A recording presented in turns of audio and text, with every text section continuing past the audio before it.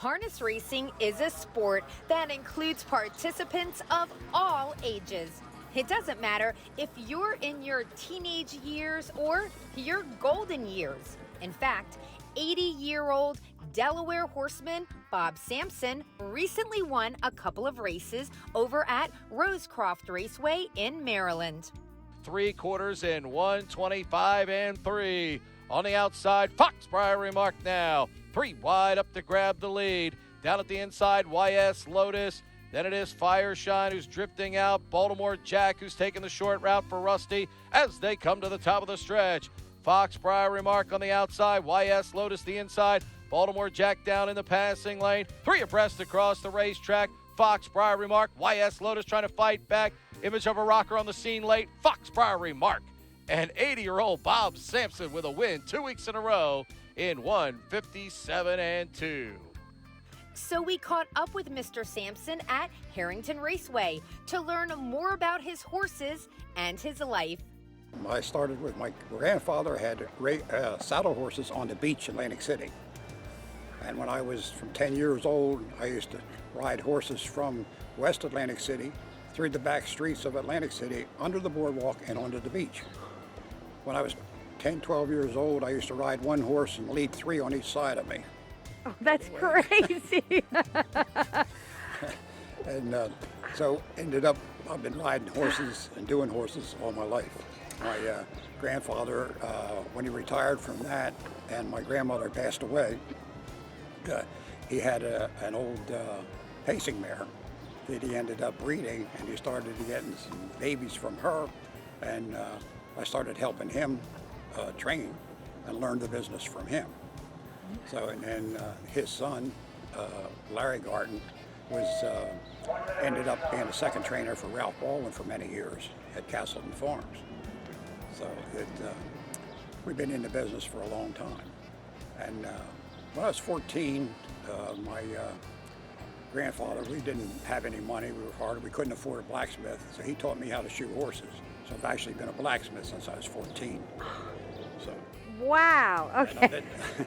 Up until about 10 years ago, I finally gave up shoeing all my own horses. I got a little smarter. Well, one of the things talking about Castleton, so I guess you were at University of Kentucky, correct? Correct. And helped break a really important horse in the history of our sport. Well, my uncle came into Lexington with the stable from Castleton, from the Grand Circuit, which back then they traveled quite a bit on the Grand Circuit from week to week. So when he came in, I actually surprised him. He was at the farm, Castleton working, and they put him to work riding horses when they used to lead them instead of doing the videos like they do nowadays. So when I got in there, he said, "What the heck are you doing here?" I said, "I'm going to school down here." He said, "You know how to ride? Get up on this horse. I'm tired." So I started leading yearlings for Castleton Farms for the rest of the day. So for Mr. Brown, the farm manager there and stuff. So, and of course the Van Lennep's, at that time, they owned the Red Model. They also owned Wolverine Raceway in Detroit, and they also owned Pompano Training Center at that time. The races went on at that time. So when they got done, after the Grand Circuit went away, Ralph Baldwin took the good horses that were racing the 3-year-olds to Yonkers, and then my uncle stayed behind and we broke horses there. So I would help him break it, and ended up one of the horses that we broke was Speedy Scott, who ended up being Horse of the Year. So it's my claim to fame that I helped drive him. Well, you also have a new claim to fame. I mean, it is pretty amazing that you're 80 years old, and you know what they say, like 80 is 40 double the fun, right? Exactly. So, yeah, I mean, you have not slowed down. Not a bit. Not a bit. So tell me about, you have a small stable, right, of how many horses? I have 3 and a young one. So I got 3 racing, 1 young one. And my son has 5 that are either in training or racing. So between us, we got a full head of work for us.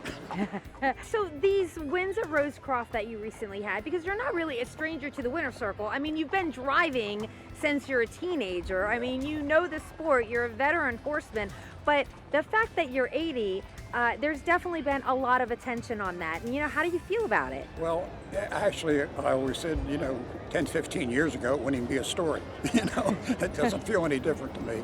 I still feel like I'm in my 40s, and try to do everything the same, but a little bit more cautious. What's the secret to staying young? I know you got 6 great grandchildren. That might help. 8. 8? Yeah. Oh, whoa. Even better. Yeah, I think the best thing is stay active. 7 days a week I'm with the horses, stuff like that. When I get a little tired, my son takes over and I go to Florida for a week.